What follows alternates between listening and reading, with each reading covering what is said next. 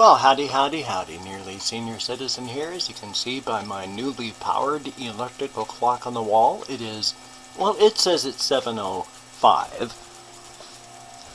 My clock says it's 6:58. Real time is like 6:55. So I'm going to go out and take a walk and take my camera with me. It's dark-ish because it's early. No flashlight is necessary, though. Hopefully. I stumbled into a spider web. How nice. Luckily, my rational mind realizes that spiders are terrified of me instead of wanting to destroy my flesh. I realized, this door.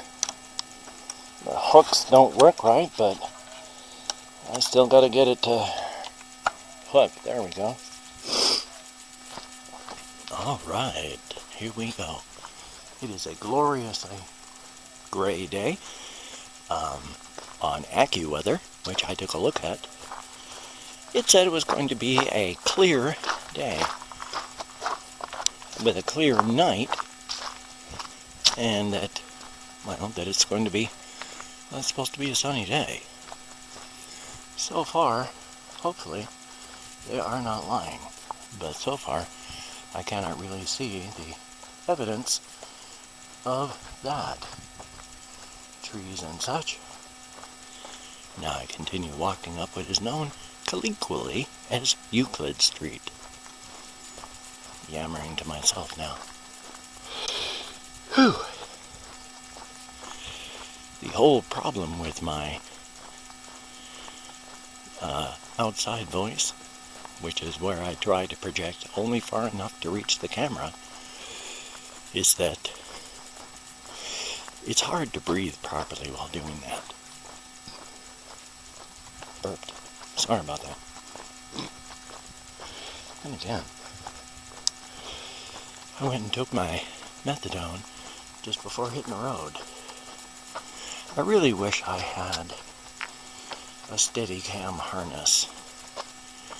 I'm ashamed of the fact that the camera shakes and wobbles with each step that I take.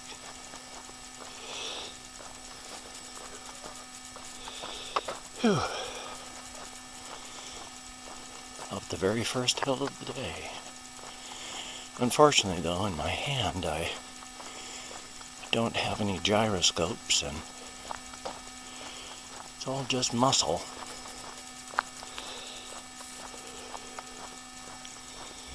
Hopefully, any hopping and jerking around that my hand, and thus the camera, does will be much less obvious than it is during the nighttime.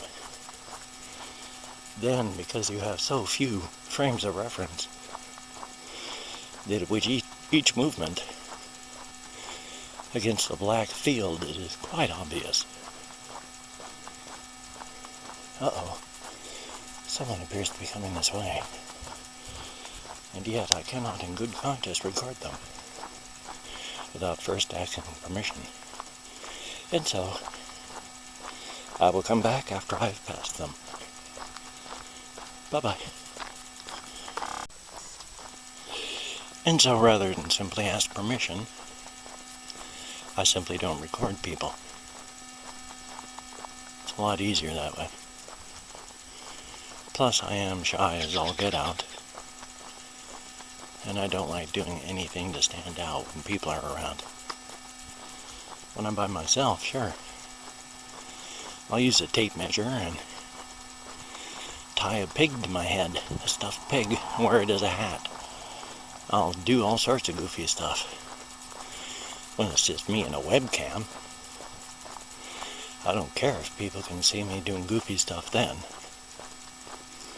But out in public, well,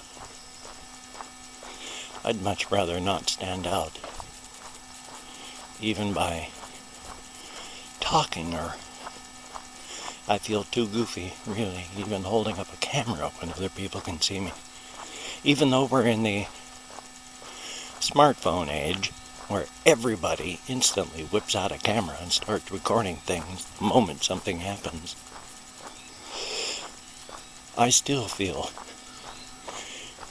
weird and uncomfortable recording things because I'm also yammering.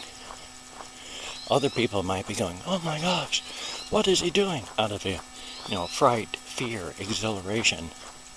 But they're not actively narrating, such as I am doing, as I speak extemporaneously, which is to say, off the top of my head.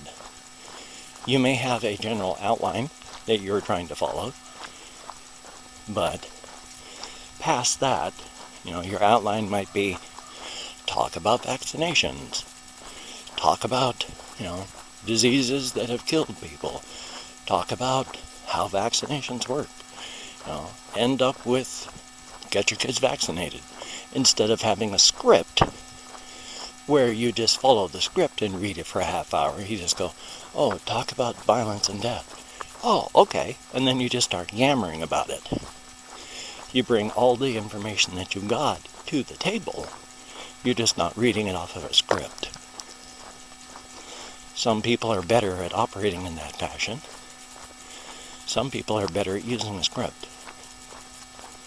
I find using a script very difficult. First off, I need a teleprompter, because if I'm following a script, I can't look into the webcam. And that is very uncomfortable for me. I don't like talking to you people without looking at you people.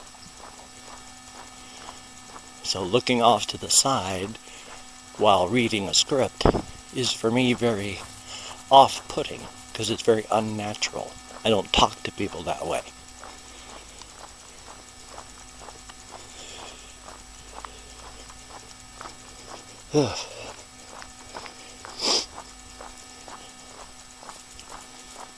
Just running my hands through my hair, making sure that it wasn't too much of a mess because of the spider webs that I had run into earlier. I'm sorry as well that my voice is not its usual timbre and pitch and quietude and all that. My throat is still somewhat sore, and so my voice is still very rumbly and much deeper than it should be, and I'm finding it much harder to whisper project like I usually do. My voice is much deeper, much rumblier because of the sore throat, and because of that, I find it much harder to even hear myself. I know a lot of people have difficulty hearing lower tones. My friend, one of my friends, the guy, his voice is just deep enough that if he doesn't make a push for loudness, I find it difficult to hear him. He, of course, finds that extremely frustrating and hates repeating himself or making an effort so that I can hear him. So it's fun. That's why when I started dating my soon-to-be wife, what I had done is, it's very difficult for me now because of my sore throat, but I had ramped up the register so that when I talked it was higher up like this. But that's very difficult to do right now because of my sore throat. But I talked in a higher register so that she can hear me. I've been slowly changing over time. Oh, this is such a long walk. I don't mind though. I do need to cannabinoid myself out here. So as soon as I come around this corner and show you where I am on the hill, I'm going to pause recording time. But I'll be back in just 2 puffs of a lamb's joint. 2 shakes of a lamb's tail. You know what I'm trying to say. I'll be just a moment. Once I get around this corner. This is a heck of a hill, BTW. If you ever went around the edge, you would not want to get close to that edge.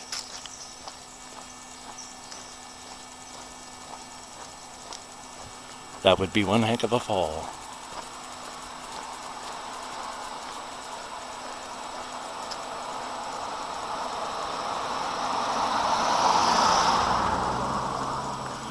would possibly be the death of you. Well, this is where I am heading down the hill, so I shall return.